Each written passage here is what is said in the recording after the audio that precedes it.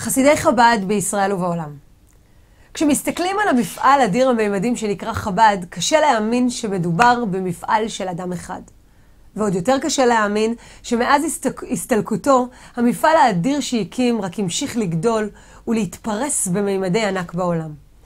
הרבי מלובביץ' לקח את ערך השליחות, הנתינה, המסירות ובעיקר המחויבות והאכפתיות לכל יהודי והפך אותה לאימפריה עולמית.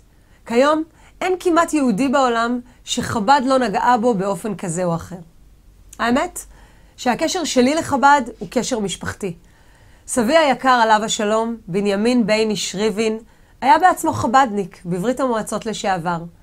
אמא מספרת שכל שבת בבוקר סבא היה יוצא עם טלית לבית הכנסת וחוזר במוצאי שבת עם גב עם מלכות. היא מספרת שהיא הייתה מניחה כל מוצאי שבת קומפרסים על הגב כדי להרגיע את הכאב.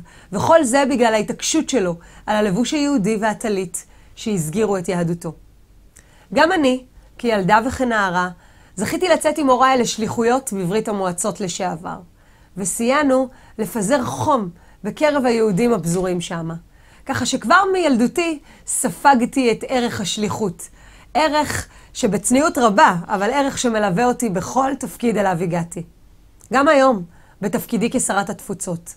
ועל כן אני מבינה היטב את משמעותה של השליחות ואת מסירות נפשם של השלוחים שלכם. הרבי היה למעשה שר התפוצות היהודי הגדול בעולם.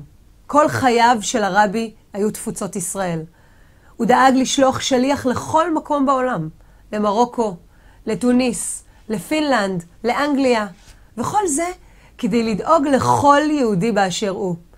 לכן דמותו של הרבי מהווה השראה עבורי בשליחותי כשרת התפוצות ובמחויבות הבלתי מתפשרת עבור כל יהודי ויהודי בעולם.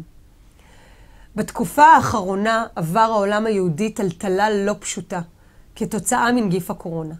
קהילות בכל העולם נפגעו קשות ואיבדו רבנים וחברי קהילה יקרים. בין כל הסיפורים הללו, בין כל הסיפורים הכואבים, בלטה לי דמות אחת שנתנה בעבורי ולי השראה למהי שליחות שזורמת בעורקים, שליחות שלא נרתעת ממכשולים. זוהי הרבנית שטרני וולף, שליחת חב"ד בהנובר. אישה מעוררת השראה שאיבדה את בעלה, הרב בנימין וולף, ובצעד מפתיע החליטה לטמון אותו בגרמניה ולהמשיך את שליחותו. בכך הפכה לאישה היחידה בעולם שעומדת בראש בית חב"ד. כמה עוצמה, כמה כוחות נפש נדרשים כדי להישאר בארץ זרה עם 8 ילדים ולהמשיך את המפעל הגדול הזה שהקימה יחד עם בעלה המנוח. אבל האמת שאין בכך שום הפתעה. אלו הם שליחיו של הרבי. אלו העוצמות שהעביר לחסידיו, עוצמות שמשפיעות כוח לדורות. משרד התפוצות נמצא בקשר רציף עם חב"ד ומקיים איתה שיתופי פעולה בשורת פעילויות.